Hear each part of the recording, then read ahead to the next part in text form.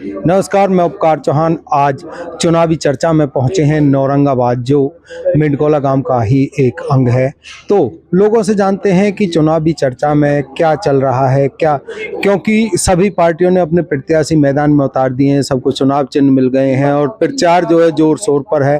तो जानते हैं लोगों से कि अब की बार वह किसका साथ देना चाहेंगे और किस लिए किसी का साथ देना चाह रहे हैं, क्या कारण है कि अब की बार वह उस पार्टी को ही चुनना चाहते हैं। तो युवा हैं हमारे साथ, उनसे जान लेते हैं कि किस मुद्दे पर अब की बार वो चर्चा करना चाहते हैं। नमस्कार जी। नमस्कार जी। क्या नाम है? कुलदीप सिंह।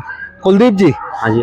चुनाव आ गया है, सर पर है, तो आप अब की बार किस पार्टी के साथ हैं, किस प्रत्याशी के साथ हैं? मनोज रावत जी हैं जो बीजेपी से, उन्हीं के साथ हैं जी हम।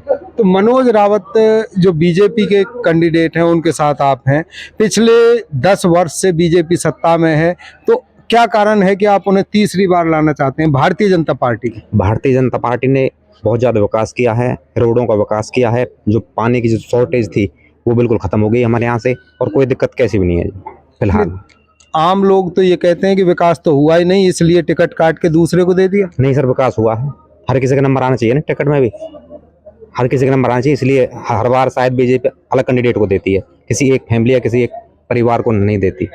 यानी ठीक किया पार्टी ने, जो किया पार्टी का निर्णय जो है वो अच्छा है। बहुत अच्छा है जी। आम आदमी को टिकट मिल रही बहुत अच्छा है जी। गरीब लोग हैं जी जिसको टिकट मिली है, कोई बहुत बड़ा पैसे वाला नहीं है, कोई वो नहीं है, आम आदमी है जी वो। क्या लगता है चुनाव में उनकी फाइट किससे रहेगी? फाइट सर वो तो जीत रहा है, फाइट तो कोई मतलब कह नहीं सकते, फाइट तो बिल्कुल जीत रहा है जी। यानी एक तरफा एक तरफा जीत रहा है बिल्कुल। और भी लोगों से मिलते हैं, क्या उनका मानना है। क्या नाम है जी?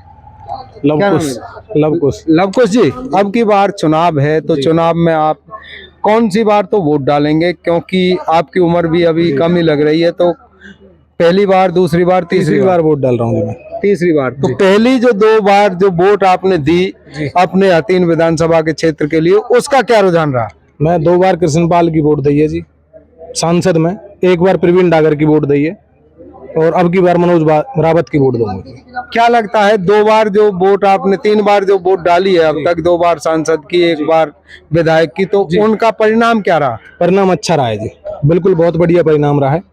हमारे ठीक विकास कार्य कराए, अच्छे विकास कार्य किए हैं जी। और मनोज रावत तो ना जी चेयरमैन है, उसकी घरवाली तो बहुत अच्छे विकास कार्य कर रहा है। हर गांव में लाइट लगाई है उसने, जो भी उसके अंदर काम आते हैं चेयरमैनी के अंदर उसने सामान, जो 21 पार्षद हैं, शायद 21 या 20 पार्षद हैं जिला पार्षद के पलवल डिस्ट्रिक्ट के अंदर, सबको समान पैसा दिया है, सबको विकास का मौका दिया है। उसने ये नहीं देखा कि ये पक्ष है क्या विपक्ष है।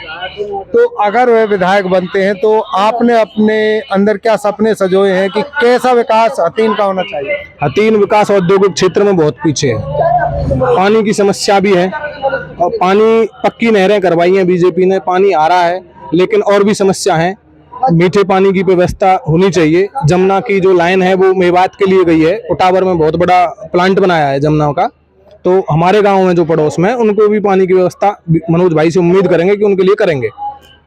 भाजपा कहती है 24 घंटे बिजली, लेकिन गांवों में तो 8 घंटे 7 घंटे मुश्किल। बिजली की समस्या बनी हुई है, ये हम आपकी बात को बड़ी करते हैं, क्योंकि एक तो गर्मी में ओवरलोड ज्यादा है, हर घर में 2 एसी 3-4 एसी लगे हुए हैं, हर कमरे में एसी लगा हुआ है, इतनी बिजली बन नहीं पा रही है। ये बात ठीक है आपकी कि बिजली की समस्या है। बिना खर्ची, बिना पर्ची पे नौकरियां दी गई हैं, भाजपा उसे बनाने में लग रही, क्या मानते हैं? काफी नौकरी लगी है, अच्छी बात है, बिना पर्ची खर्ची के नौकरी लगी है। और मेरे गांव से कम 10-12 उम्मीदवार हैं जो चयनित हुए हैं। अगर बिना खर्ची पर्ची के आप मानते हो, तो ये पेपर लीक क्यों हो रहे हैं?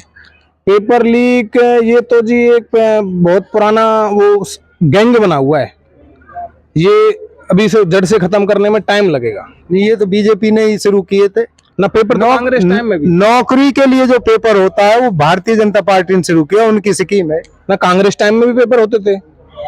एक बार जो बच्चा पेपर देगा उसको 5 साल में अगर नौकरी मिलती है तो ठीक है, उसके बाद वो 5 साल तक कहीं भी अप्लाई नहीं कर सकता अदर।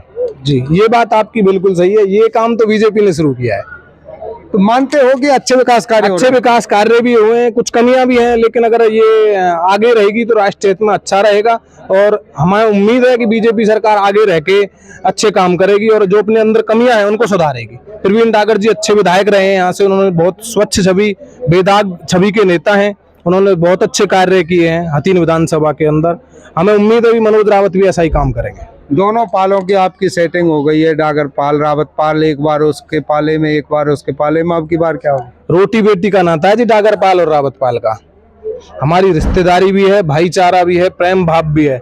एक बार डागरपाल को मौका मिलता है, एक बार रावतपाल को मौका मिलता है, 2 बार रावतपाल को मौका मिल चुका है, 3 बार, 2 बार डागरपाल को मौका मिल चुका है। अब की तीसरी बार बीजेपी ने मनोज रावत को टिकट दिया है। हम उम्मीद है डागरपाल हमें पूर्ण समर्थन देगी और मनोज रावत की जीत होगी। एक छोटी सी पाल और भी है, सहरावत पाल, उनका भी उम्मीदवार खड़ा है बीजेपी से। सहरावत पाल हमारी सहयोगी पाल रही है, लेकिन जो वो टिकट लेकर आए हैं बड़े भाई रविंद्र सहरावत जी, वो टिकट कुछ नहीं है। उस दुष्यंत पर भ्रष्टाचार के आरोप लगे हैं, उसने अपने परिवार का बिखराव किया है। अब उसके बारे में तो कहना ही क्या, उसका टिकट लेने वाला कोई मिल ही नहीं रहा, तो उस टिकट को तो कोई भी, मैं भी लेके आ सकता था, कोई भी लेकर आ सकता था। और भी लोगों से करते हैं चर्चा। क्या नाम भैया? रवि कुमार। रवि कुमार, किसको अब की बार वोट करोगे? मनोज कुमार। मनोज को, क्यों? उसने ठीक है जी, वो अपना कोई कारण भाई तो है होता बड़ा, है। भाई भी है बड़ा, और उससे शुरू से उसके साथ रहते हैं। चेयरमैन में भी उसने जो भी काम किए हैं अच्छे, उनके कारण हम बीजेपी को ही वोट देंगे इस कारण। बीजेपी को वोट दे रहे हैं मनोज रावत मनोज को जी, बीजेपी तो बीजेपी से तो है मनोज रावत को।